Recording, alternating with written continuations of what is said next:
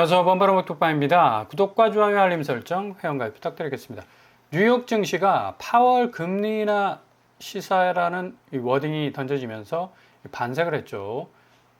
이틀, 3일 동안 계속적으로 하락 추세를 보였던 다우와 나스닥이 2% 정도 또 치솟아 오르는 그런 이 역전극 같은 어떤 상황을 지금 만들어내고 있는데, 파월이 굉장히 좀 이 잭슨홀 미팅에서 연설 자체가 좀 모호했습니다. 이거 금리 인하하겠다는 건지 말겠다는 건지는 약간 좀 해석하기 나름인데, 어쨌거나 저쨌거나 시장 입장에서는 정책 기조가 좀 바뀔 수도 있다라는 얘기가 나왔기 때문에, 야, 이거 오랜만에 기준금리 인하하겠구나 라는 어떤 반응으로 나타났어요. 그래서 다우와 나스닥이 2%대로 지금 뚫어버리는 결과가 나왔었는데, 파월이 말한 얘기는 노동시장이 균형을 이룬 것처럼 보이지만, 이거 공급과 수요가 둔화하면서 생겨난 특이한 균형이라고 하죠. 특이한 균형.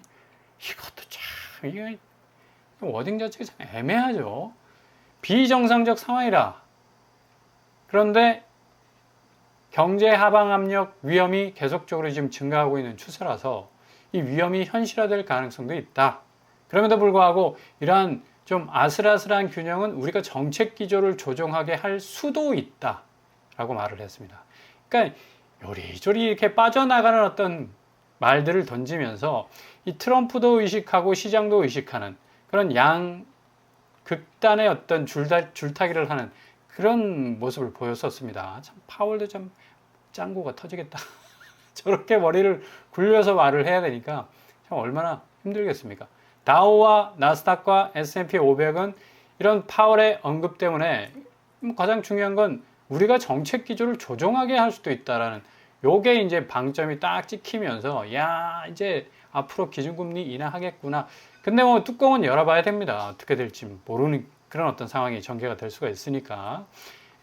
환율이 1384원으로 엊그저께만 해도 1400원대 뚫었는데, 이런 어떤 이 기조의 현상이 일어나니까 또 역시 증시 쪽으로 자본이 붙어버리고 달러 쪽으로 이제 살짝 빠져나오면서 자본시장 쪽으로 이제 흘러가는 그런 느낌적 느낌을 주는 바람에 환율이 살짝 지금 하락 추세로 가고 있다는 얘기죠. 그러나 한국은 이런 미국이 기조와는 조금 다른 어떤 분위기다. 왜냐? 지금 부동산이 아킬레스건처럼 딱 지고 있거든. 결국에 가서는 이 아킬레스건이 딱 끊어져 버리면 부동산 자체의 시장 이 정상화가 제대로 이루어지지 않는다는 전제하에서 한국의 전체적 경제 기조는 굉장히 퇴색할 수 있는 위험을 맞이할 수밖에 없다. 그래서 하나는 기준금리 결정 인하냐 동결이냐 상당 부분 어느 쪽으로 기울어져야 가야 할지를 이 추를 좀 잘 밸런스를 조정을 해야 하는 그런 어떤 입장입니다. 지금 대표적으로 부동산 가격과 가계대출이 주요 변수다. 그러니까 한국 부동산 시장에서의 가장 이 쟁점이 될 수 있는 이 대출 부분. 그러니까 부채가 워낙에 천문학적으로 증가하는 그런 수위를 보여왔기 때문에 이거 자칫 잘못해서 중앙은행이 금리 인하라는 시그널을 주게 되면 이 부동산 시장 겨우겨우 대출 규제 통해서 어느 정도 안돈시켜놨는데 다시 뻥 하고 터질 수가 있어요. 그렇기 때문에 어디까지나 8월, 9월은 어느 정도 동결로 갈 수밖에 없는 수순이다.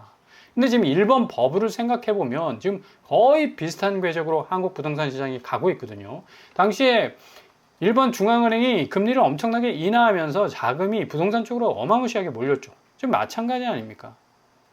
아무리 한국은행이 기준금리 동결하고 또 어느 부분에선 금리 부분을 상당히 타이트하게 가져가는 듯한 그런 어떤 모습을 보였지만 부동산 시장이 너무 비정상적으로 오른 것에 반해서 금리를 너무 쉽게 내렸다. 오히려 지금 상황에서는 금리를 올려야 되는 시점입니다. 그만큼 집값 자체가 제대로 잡히지 않으면 오히려 금리는 역주행을 해야죠. 그래야지만 지금 부동산 시장에서의 어떤 왜곡된 가치의 그 자본이 그냥 황금성이 결여된 채 묻혀있는 게 아니라 자본시장으로 툭 튀어나와야 된다는 얘기입니다. 그래서 전체적인 어떤 이 자금 경색이라는 부분을 좀 해소할 수 있는 그런 마중물 역할을 해야 되는 건데, 한은의 고민은 더욱더 깊어질 수밖에 없겠고, 시중은행은 이 중앙은행의 기조와는 완전히 반대되는 어떤 지금 길을 가고 있죠. 인뱅도 대출금리 역주행입니다. 그러니까 전체적으로 금리를 동결하거나 지금까지 한국은행이 금리를 낮춰왔어요. 근데 시중은행은 가상금리 적용해가지고 코픽스가 떨어져도 변동금리를 낮추지 않고 계속적으로 이제 올려가고 있는 그런 추세로 가고 있습니다. 그럼에도 불구하고 수익성이 좀 악화되고 있다는 말이 나올 만큼 지금 금융권은 상당히 대내외적인 어떤 자본시장의 지형도 변화에 직면하고 있다라고 말씀을 드릴 수가 있다는 얘기죠.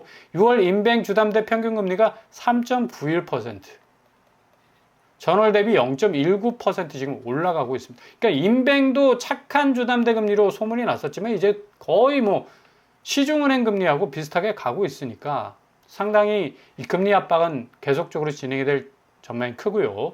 코픽스, 제가 좀 전에 말씀드린 것처럼 자금 조달 비용 지수가 10개월 연속 하락했음에도 불구하고 주요 시중은행의 주택담보대출 금리는 반등세로 돌아섰다는 얘기죠.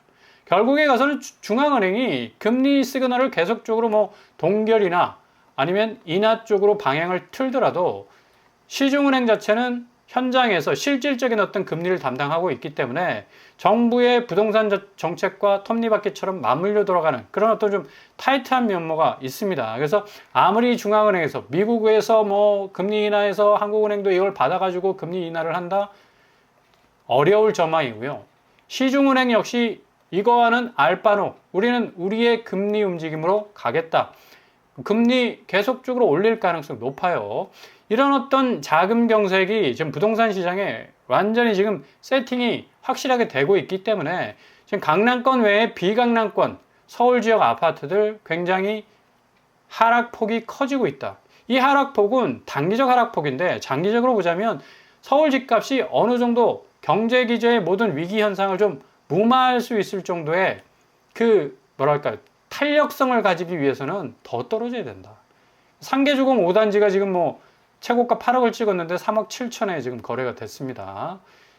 이 비강남권, 특별히 노원구 쪽이 풍선 효과에 의해서 강남 마용성이 떨어지는 대신 이쪽이 시소 효과로 올라가지 않을까라는 예측도 있었지만 결국에 가서는 전부 동조화되는 어떤 느낌 그대로 전해주고 있죠. 북한산 아이파크 도봉구 역시도 최고가 16억이었는데 11억 정도 거래가 돼서 마이너스 5억 정도 떨어지고 있고요.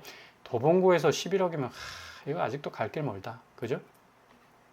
강서구 역시도 한강타운 아파트가 13억 최고가를 찍었었는데 9억에 거래가 됐습니다. 그래도 이제 마이너스 4억 정도인데 더 떨어져야죠. 강서구에서 9억이면 이거 거의 강남, 중강남을 따라가고 있는 어떤 가격 궤적이었는데 더 떨어져야 됩니다. 강서구. 강서구는 7억 이하로, 6억 이하로 좀 이 정상화 쪽으로 가야 됩니다.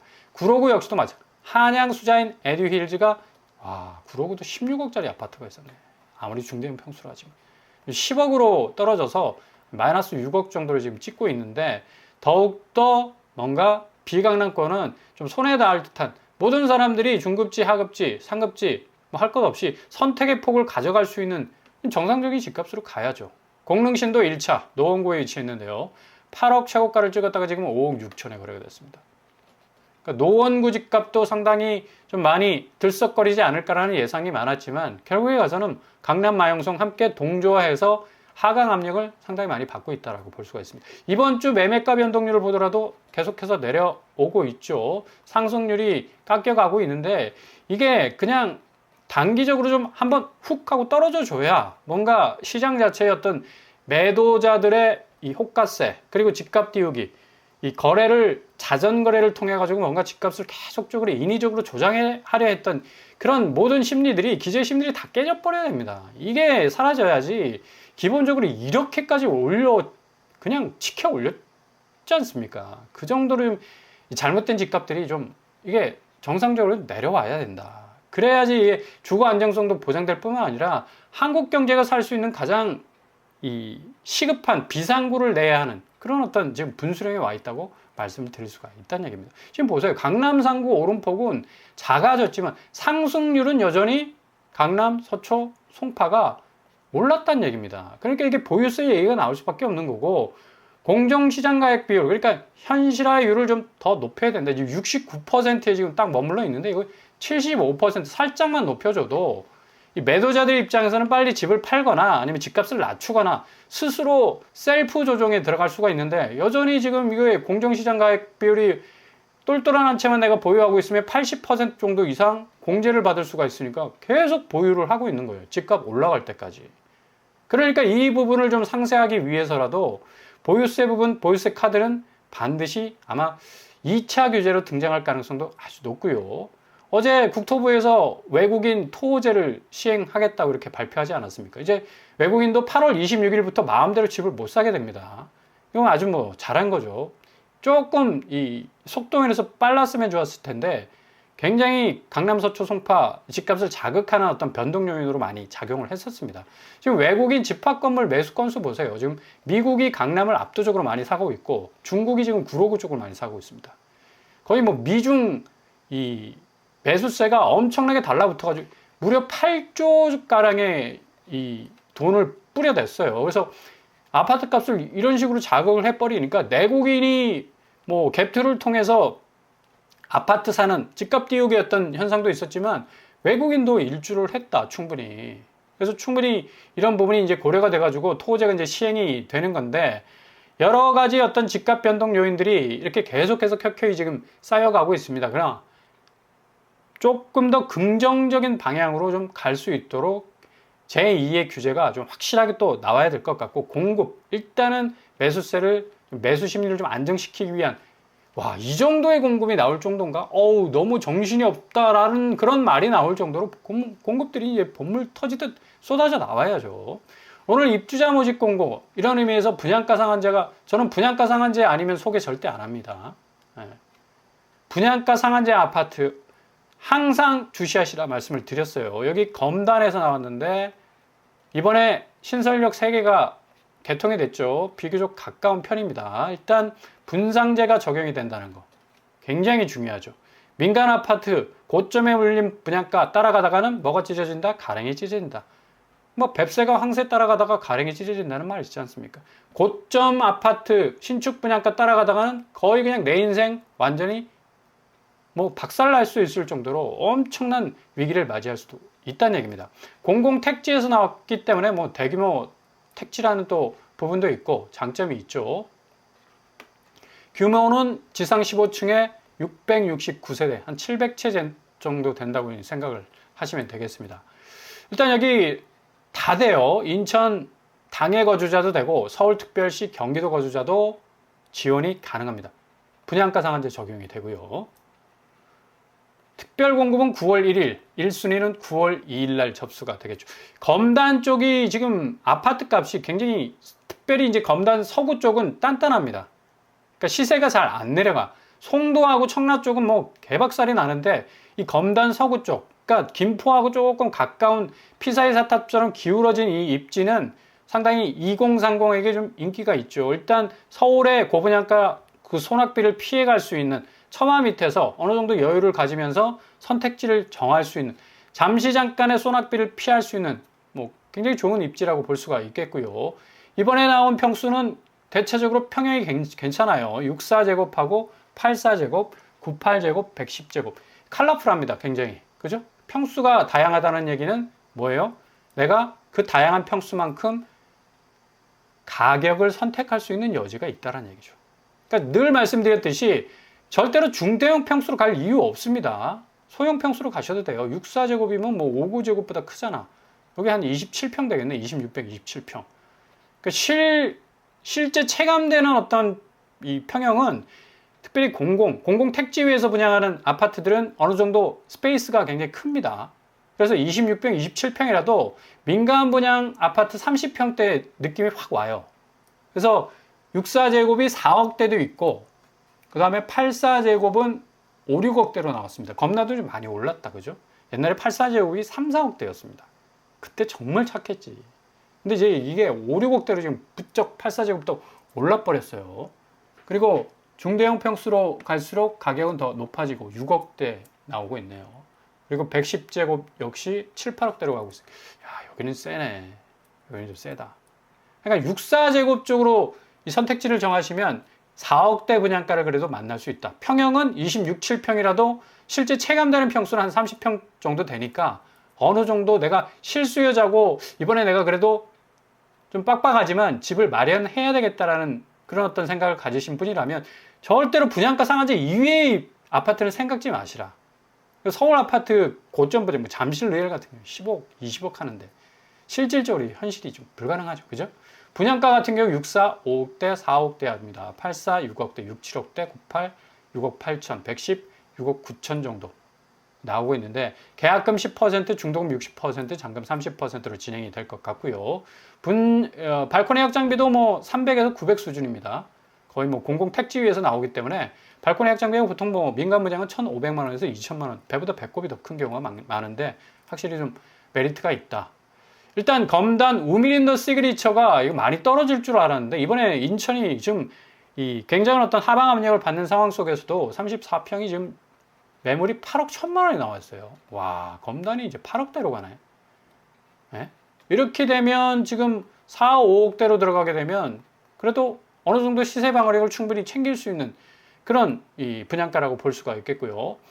여기 엘리프 검단 포레듀라는 이름을 딱 달고 있는데 일단은 검단 호수공원역이 가깝습니다.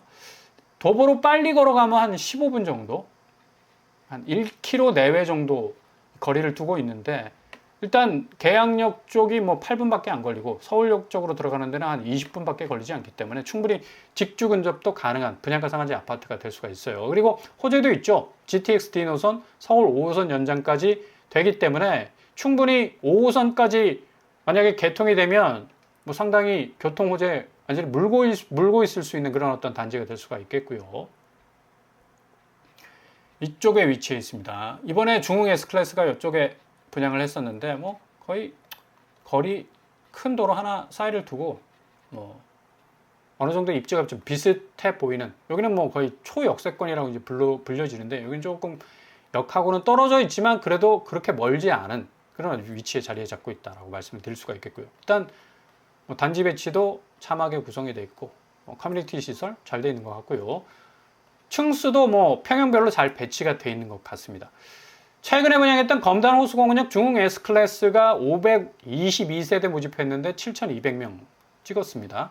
아마 10,000명이 이제 넘어갈 공산이 크다. 그만큼 서울 분양가가 계속적으로 고가의 분양가를 쏟아내고 있기 때문에 서울과 가깝지만 4, 5억대에 접근할 수 있는 그런 어떤 단지라는 메리트가 있기 때문에 충분히 접근할 가능성 높고요. 여기도 뭐 13대 1을 찍지 않았습니까? 그죠? 84제곱이 6억, 112제곱이 7억대로 그때 나왔었는데 이때도 뭐 올라선 분양가 그대로 밟고 나왔었죠. 그러니까 겁내기 좀 아쉬운 건 분양가를 조금 더 낮췄으면 좋겠다. 84제곱은 한 4, 5억대면 충분한데 이게 6억대까지 가버리니까 역시 지금 검단도 엄청난 지금 고분양가 시대를 맞이하고 있구나라는 그런 어떤 느낌적 느낌이 들죠. 서구는 일단 이 송도와 청라에 비해서는 하락폭이 그렇게 크지를 않아요. 그죠? 그래서 원당동 쪽이 주로 이제 서울과 가까운 어떤 접근성을 갖고 있기 때문에 이런 어떤 현상이 나오고 있는 거고. 그래서 인천 청라 검단 아파트 20, 30대가 집중 매매하고 있는데 인천 청라는 지금 거의 나가리 수준입니다. 엄청나게 지금 하락하고 있고 검단 쪽으로 지금 집중하고 있는데 이 검단 쪽 말고도 인천 청라 뭐 어차피 구축이 떨어지니까 그걸 또 바라보면서 또 진입하는 20, 30대가 매매가 29.1%, 30%에 가깝게. 서울 아파트는 일단 감당이 안 되잖아. 그리고 그 불안정한 어떤 자산 가치가 어느 순간에 완전히 팍 떨어져 버리면 이거 뭐 그동안 빌려왔던 돈, 대출, 자금 완전히 박살날 수 있는 리스크가 충분히 있기 때문에 좀 이렇게 20, 30대가 인천 쪽으로 몰릴 가능성이 높다. 그리고 검단 쪽으로 좀 많이 집중하는 그런 어떤 분위기를 보여주고 있고요. 일반 공급 서울특별시 경기도 인천에 거주하시는 분 모두 됩니다. 신청 일정 특별 공급 9월 1일 그리고 1순위 9월 2일 날 진행이 되고요. 이 타임테이블 좀 확인을 하시면 되겠습니다. 일단 지금 상황에서는 집값 자체가 금리 영향을 충분히 받고 있는데 아무리 중앙은행에서 금리의 어떤 시그널을 보내도 시중은행은 자기만의 길을 간다. 그 길은 고금리 상황에서 결코 내려오려 하지 않을 겁니다. 지금 주택시장 확실하게 지금 상승 압력 이제 더 이상 없어졌죠. 이제 확실한 선이 굵은 하방 압력으로 계속해서 작용할 가능성이 크기 때문에 분양가 상한제, 공공분양, 공공임대 잘 찾아보시면서 틈새를 노리신다면 정말 좋은 기회 맞이하실 수 있을 겁니다.